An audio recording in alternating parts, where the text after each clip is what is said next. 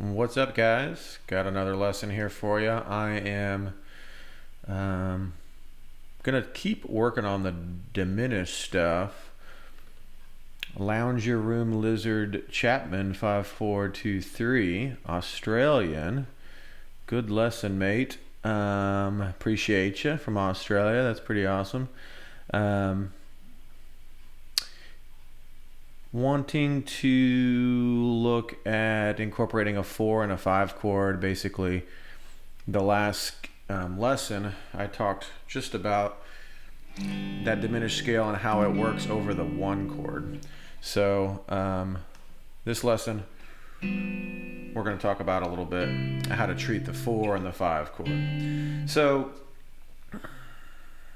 I'm still kind of working on this stuff, and I'm just going to kind of give you my approach here, and I think that's ultimately kind of what helps a lot of my students, is just to kind of give them an approach, and then you guys can kind of take it, wherever you want to. So one approach here, my first instinct is to just take that diminished scale that we're playing over the G7 chord,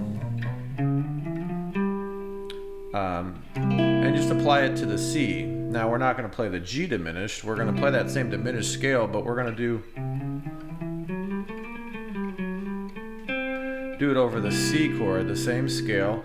So you still have the same scale degrees, the 1, the flat 2, flat 3, 3, sharp 4, 5, 6, flat 7, back to the 1. So what happens is we'll have the same harmonic structure going on. Now, since it's a diminished scale, if you just listen to it, it's pretty unique. It's kind of exotic. So, if you and this is strictly an exercise, but from this exercise, I do really believe that you're going to come up with some really cool stuff, because I'm already kind of coming up with some cool ideas. So the exercise would be over the G chord, and this is kind of the jazz way of thinking. Over the G chord, play that G diminished scale.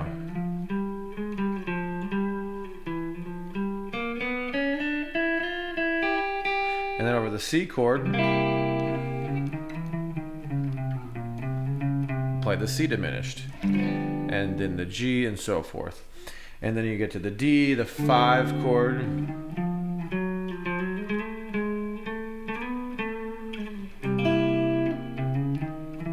you play the D diminished scale. So just moving that shape around. Now the trick is resolving your lines, because there's so many, these notes, there's a lot of tension in the diminished scale. So the exercise that I'm going to encourage you to try is to play these diminished scales, but try to resolve your lines on chord tones, because this diminished scale is broken up into half steps, and each of these half steps, 2 notes, one of them is a chord tone.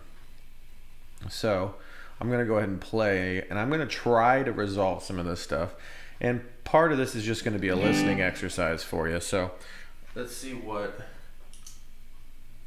I got. A looper here. There we go.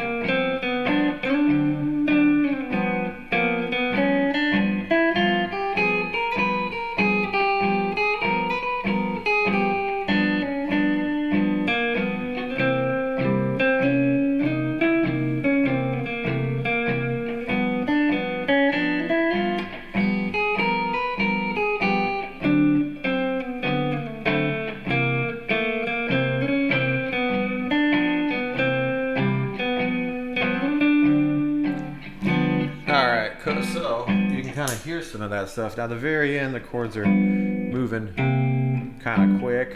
So I'm just kind of thinking chord tones at that point. It's just a little more comfortable to play that way. But you can kind of hear, that's a challenging thing. Now I really see these chord tones. I put a lot of work into that, and I encourage you to do the same. That way you could always resolve these lines. End on the flat 7, or the 5, the 3. And then yeah. So really the 4 chord.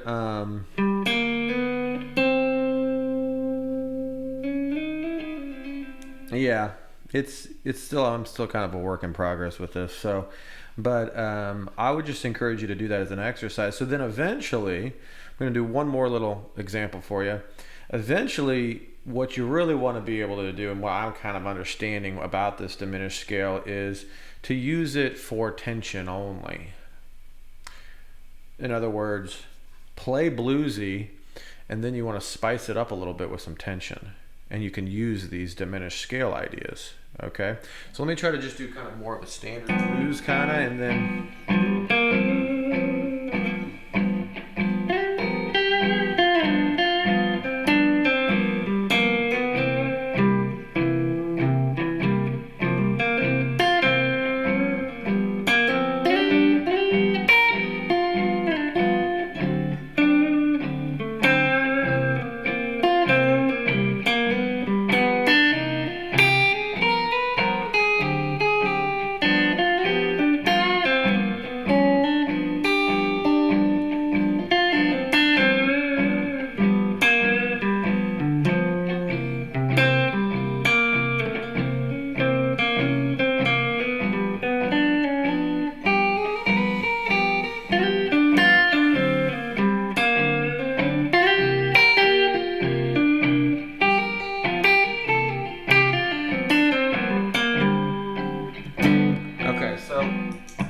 I'm kind of just a work in progress here. So I was able to throw a little bit of it in there. I didn't do a lot of the diminished stuff, but it's there, and it is there for, like I said, it's really there for creating tension.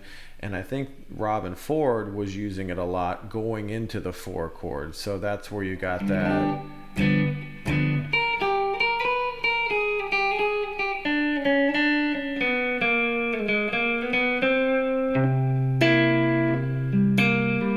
That walks the first, the lesson I saw, the first, you got 1, flat 2, flat 3, 3 into the 4 chord.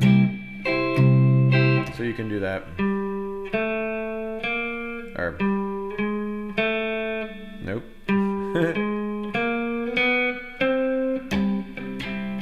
So that's kind of one way to use it.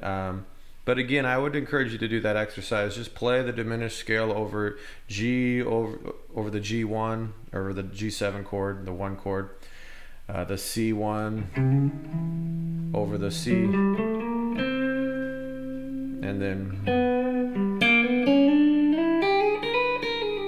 I mean, it sounds pretty cool, and it's a challenge to get it to sound good and resolve. So that's a really good challenge for your ears, because it's going to teach you, it's really going to point out where these chord tones are, because you're going to be playing and you're going to probably come up with some really cool lines, and then you're going to want to resolve it, and where do I go? And so that's where you're going to really be forced to see the chord tones, because that's where you're going to find some stability in ending your phrases. So yeah.